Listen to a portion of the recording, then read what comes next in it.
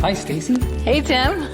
In Their Neighborhood is a show where we bring in people to elaborate on what exactly it is that they do in the community so that we can recruit more volunteers for them, educate about the nonprofits that we have, and really we want to connect volunteers with their volunteering vision. We have amazing organizations in Peoria that rock and make Peoria rock. That's right. Peoria is an awesome place, and if we just take the time to give back, then it's going to be that much better. Our goal is to help people that kind of want to volunteer but maybe are a little afraid of volunteering, and give them the opportunity to volunteer in an easy way and get to know the organizations before they even get involved. Being a volunteer hero. There you go. We're looking for volunteer heroes. Yep, that's what we're doing. We're looking for those volunteer heroes that help out Peoria and make Peoria a better place. That's right. Welcome back, Tim. Oh, thanks. You did a great job with your 3 guests there. Thank you. I think we all played as a team. Was it a challenge? I mean, Mike's a huge help, so that makes everything go better. But we missed you. It's nice thanks. having multiple people to chat with. Yeah, I have a different viewpoint, but Totally you did different. awesome. I was enjoying the equator for a little bit and enjoying time in the Philippines. And You had to go as far as the equator to get away from us, huh? tell you, sometimes you need to go out of the country to see different things, and there's a lot of poverty there, and there's a lot of people that are happy, so it's kind of an interesting thing. So today we have Matt George from Children's Home. Welcome. Thank you. It's been a while since you've been in. Refresh everybody's understanding of what Children's Home is. Well, Children's Home, we have 450 employees, but what's interesting about Children's Home is we've been around 153 years. That's awesome. And so when you think about it, 1866 is when Children's Home was formed. I mean, it's just an honor to be part of an agency that really has the longevity and history here in Peoria. But kind of an interesting note, if you think about it, is that there was an issue where there was a need for a children's home in 1866. Right now, in current day, we have 53 programs, and they're big programs. We're a $30 million budget. We're the largest social service agency outside of Chicago. And most people don't know this, but we have 1,700 kids that flow through our agency every month, not year. So it's a constant something going on. And our team that we have out of those 450, it is just an amazing sight to see the impact. And the mission really is to take care of kids and families and the community. But what it comes down to is this team changes lives and saves lives. And I think that is something that is that hidden gem piece in the community that most people don't read about or hear about a lot, but I get to see it every day. Very Really cool. Yeah. So is it foster care? Is it? It's a lot of things. We have foster care is one piece. It's an important piece. We have over 200 foster care families. We have 200 plus kids in the system, in the foster care system. We have residential, so our youth farm campus, we have 50 kids out there from all over the state. At our youth farm campus, we have 100 employees just out there taking care of those kids. And those kids are labeled youth in care, or you hear kids where they say they're in the system. Those kids are out there, and some of them don't have families. Some of them have been dealt a very, very bad and sad hand. And we're a very high-end facility, so we get a lot of kids that need our help, and that's a fun piece of it. Another piece is behavioral health. We do all of the behavioral health for 0 to age 21. And so we work with Unity Point, and if there is a crisis, Children's Home's involved with it. So we get all of the SAS screening calls, the crisis calls, 24/7. We have staff on call at all times. And at times, from midnight to 6, we may get 6 to 10 calls in a night. Average about 180 calls a month. And they range from anything and everything that you can think of that has to deal with crisis. Another piece is we have our Good Beginnings program, and our Good Beginnings programs works with young mothers and families, and we work with kids 0 to 3. And so what happens, that group takes care of young mothers to make sure, and we stay with that family for the first 3 years to make sure they understand what well checks are, to make sure they go to the doctor, to make sure they have opportunities that they may not have without Children's Home. Another piece is our youth service program, and these are some of my favorite programs. We have homeless youth. We work with all kids in the community, whether it's teen reach programs, whatever it may be. The thing about Peoria that's interesting is we have 1,700 kids, like I said, flow through our agency. But if you look at Crittenden and you look at the Boys and Girls Club and the Carver Center and all of these great places, Neighborhood House, what's interesting about it is we all have a lot of the same kids because they need help in a lot of different areas. So we may be working with one of the families on something, and then Boys and Girls Club may have something with one of the kids, and then over here. And so when I talk about all the time what we do and talk about how important collaboration is, that's what I'm talking about, is more places need to understand that collaboration is king right now and not just talk, and they need to do something to help our community. We live in one of the nicest, best communities but if you really look what's underneath your nose right now, there's a lot of stuff going on, and some of it's bad. And so I always say there's something good or bad that happens every 5 minutes. And I get those calls every 5 minutes. But you have to take the good and the bad and be able to react in crisis. Our team does that. And react in a good way, in a meaningful way, to alleviate some of this pressure in the community. So those are just 4 or 5 of the focus areas that we have. We have many more. It takes a village, right, to raise a child? It does. And what I think, as I've gotten older and been in nonprofit my whole life, one of the most fun things is seeing the impact that a team can have on somebody. And it does. I mean, it's in our wall in our boardroom, and it's my saying. We change lives and save lives. I say it all the time. And so if someone works in foster care and you say, what do? They say, oh, I'm a foster care worker at Children's Home. I said, no. What you are is you change lives. We are one agency and we're one community. And so we have to work together, and our team really does a good job of that, and I'm very proud of them. Something I always say, and that's part of the intro for the program, was that the difference between a victim and a hero is somebody that's not thinking of themselves. Right. And so, boy, it sounds like your place is full of heroes. Well, Yeah. you know what's interesting is, and this is nothing against police or fire or military and all the heroes out there. They're great, and I love them all. But social service employees are in that same realm. They don't get the credit for it, but they are heroes. People do not understand what somebody, when they're helping somebody, whether you're at the Holt Center or whether you're at Children's Home or the Boys and Girls Club, the impact that person has on that kid or that family, you can't measure it. And if that person was going to go out and do something bad, and they don't, it's hard to have an outcome. Right. But we know the outcome. And so I have been, in these last few months, really promoting team because, and I'm talking about social service across the board, not just Children's Home. People do not get enough credit for taking care of the people in need in our community. Certain sectors get credit, and they should. I mean, the fire department does a lot of things people don't realize that they do. They're heroes. But so are our team. And so is Boys and Girls Club's team.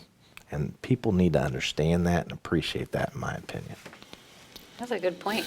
I have a friend who's at Family Corps.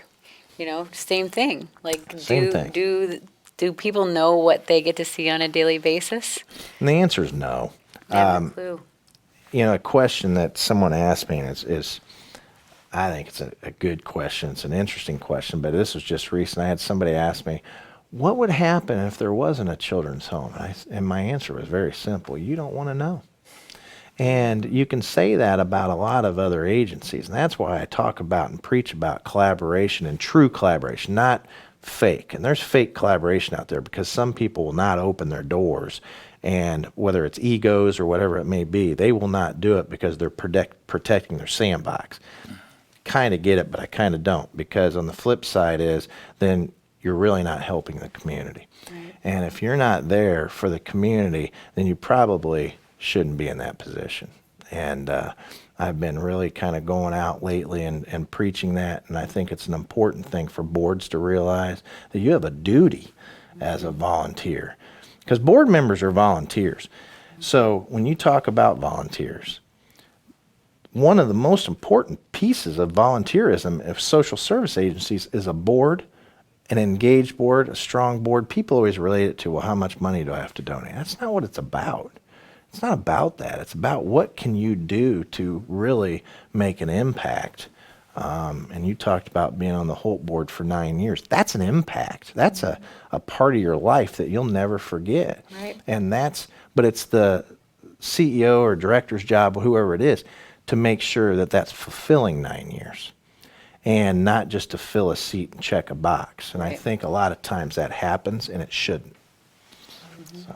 I think when we started this 2011, we were seeing a lot of protecting of the sandboxes, but we've really seen Peoria open up and different resources, working with different resources quite a bit more. Mm-hmm. Yeah. And they should even more. I mean, I think there's probably 80% upside of out there that still potentially could be collaboration out there. And so, yeah, we've done better, but probably in my estimation, 20% better. And so people really need to understand that. And some people don't care, to be honest with you. Some people go along there, and that's fine too. But the people that are involved with community, day-to-day, volunteer, people that are employees of social service agencies, volunteers. I mean, we have 1,000 volunteers, 1,000. And so those people don't just say, I'm going to volunteer to help build my resume. They're doing it for a reason. But you have to give them that reason too. Mm-hmm. And I think at Children's Home we do a good job of fulfilling that reason. I think you gave a really good, I think you've given the answer for this, but why did you get involved? Why you said you've had a lifetime of nonprofit, but why did you do that? I grew up lucky, and when I was 16, a friend of mine died of cancer, and I couldn't believe it. And sat next to me in my high school, and I thought, well, I'm going to do something for the family, and short of it is, did a fundraiser at age 16, raised $3,000, and I've been raising money ever since.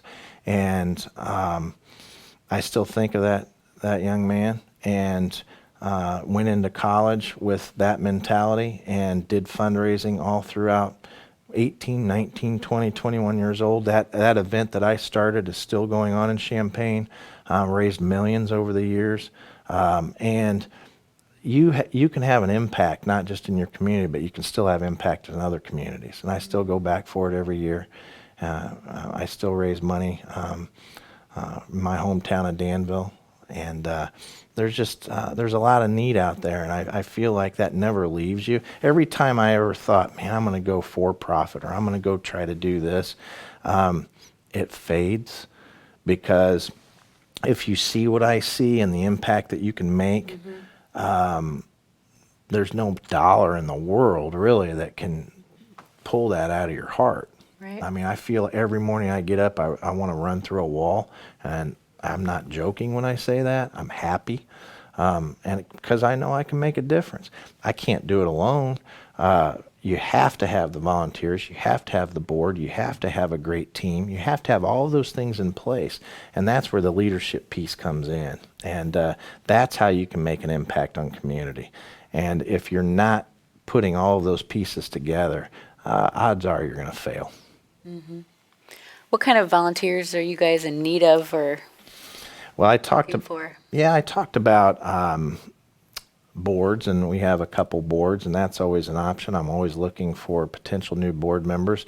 But sometimes we have volunteers that come and mentor the kids. We have a volunteer group that makes blankets for the kids at Youth Farm. We have a volunteer group that bakes birthday cakes for all of the kids on certain dates and so on. We have opportunities where we just had a group from Caterpillar come in and do landscaping for us. We have, and we have 11 different locations in town, so we have a lot of landscaping, and I think the list is enormous. And so if anybody's interested, and you can still do things that aren't kid related. Sometimes volunteering. I had one volunteer whose idea was to give time and help the kids, and ended up she saw a need and ended up writing a check instead because the kids needed iPads for their schoolwork, and so there's just so many different things that can happen, and we're open to all of them. You can go to our website at chail.org and click the tab that says volunteers, and there's a lot of different things. You can sign up online and so on, but it's pretty fulfilling. It's pretty cool. We've got a good system. You have some stories too, don't you? I've got some good stories. I've got some tough stories too. Well, I think we should share some stories. Yeah, one of the tougher stories that it's really even hard to talk about, but we had I was at work a couple years ago, and it was real early.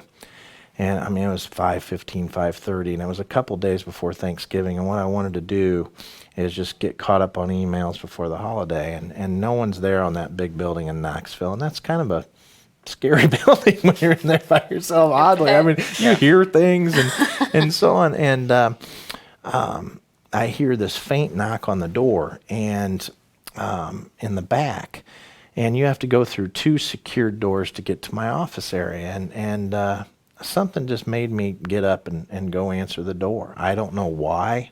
It was pitch black. It was 0 degrees out, and there was a young man standing at the door. And that young man, I opened the door and asked him, what can I do for you? And he had 2 different shoes on. He had pants on that were ripped, and he was shaking uncontrollably. And he had a pull-up on that was unzipped, and his skin was showing. And he looked at me and he said, I just need something warm in my bones. I just need something warm in my bones. And I looked in his eyes, and they were hollow. And I've seen it about 10 or 12 times in my life, and to me, this is my personal feeling, but their soul's dead. I mean, they just have no hope. And I bring him in and got him something to eat. He told me he hadn't eaten in 2 days, and I got him some coffee, and I got our team. I was texting our team that early, and they already started moving and saying, here's what we're going to do, here's how we're going to coordinate this, and so on. And as I was sitting there, I looked at him, and this is the very short version of the story, but I looked at him and I said, how did you know I was here? And he goes, because I slept in your dumpster. And that right there was the kick in the gut. And he had tears in his eyes, and he was still shaking. He was still cold. And we made sure that he was taken care of. So we collaborated with the Salvation Army and had a place to stay for the next 3 weeks. We got him new clothes, we got him fed, and while we figured out where he was from, what he was doing, and so on, and our team goes into action. And our team sprung into action. Maybe it's because you got a text from me at 5:15 in the morning, but on the flip side too is that's what they do. Yeah. And those types of stories, each individual that works at Children's Home has their own set of stories. And the longer you're in the social service business, the more stories that add up. And I always say, if you peel back my head, there's 1,000 stories. There's 500 good ones and 500 bad ones. And this just happens to be one that's heartbreaking. And the longer version is one that usually brings tears to a room, because what you're seeing is a 15-year-old boy who's on the brink of death. And there's nothing worse than seeing someone, no matter what the age is, in such peril that they think it's over, and it's heartbreaking. And so it's our job to use whatever power and use whoever we know and use our board and volunteers to make sure that that kid's taken care of. And out of the 1,700 kids that come through each month, each of them is an individual, and it's an individual case. This isn't something where you can sit here and take 300 kids and say, okay, you're going to go over Put in a here. bucket.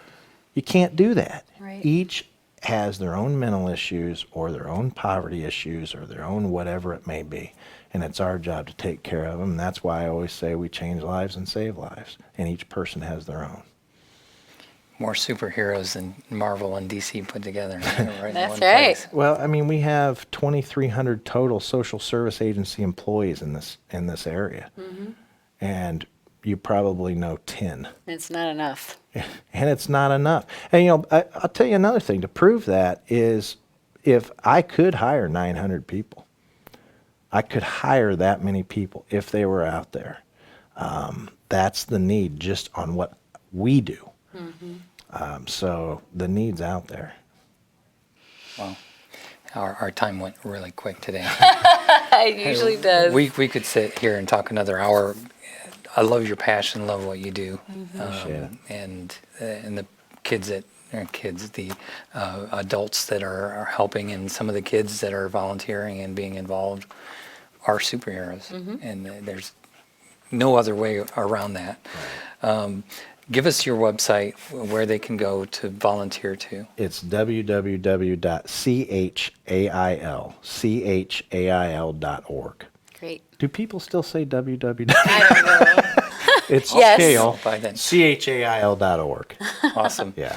We're here with Matt George of the Children's Home Peoria, covering, boy, how big of an area do you cover? We we have kids from all over the state. All but, over. Probably 70% of our business is all within 60 miles. But that's tells you the reach Yeah. and the need throughout the rest of the state. Doing good, and in Peoria, it's I don't know. I hope that's an epidemic of people investing and putting into people. I think that's an amazing thing to do. So Very giving community. It This is. is a great community, and it's a very giving community. Matt George, Children's Home, thanks so much for your time. you. Appreciate it. Watch us on YouTube, Facebook, I3 Broadband Channel 17, and thanks to WPEO for putting this on the air. Appreciate it. Thank you guys. Have a good day. Bye. PeoriaLife.com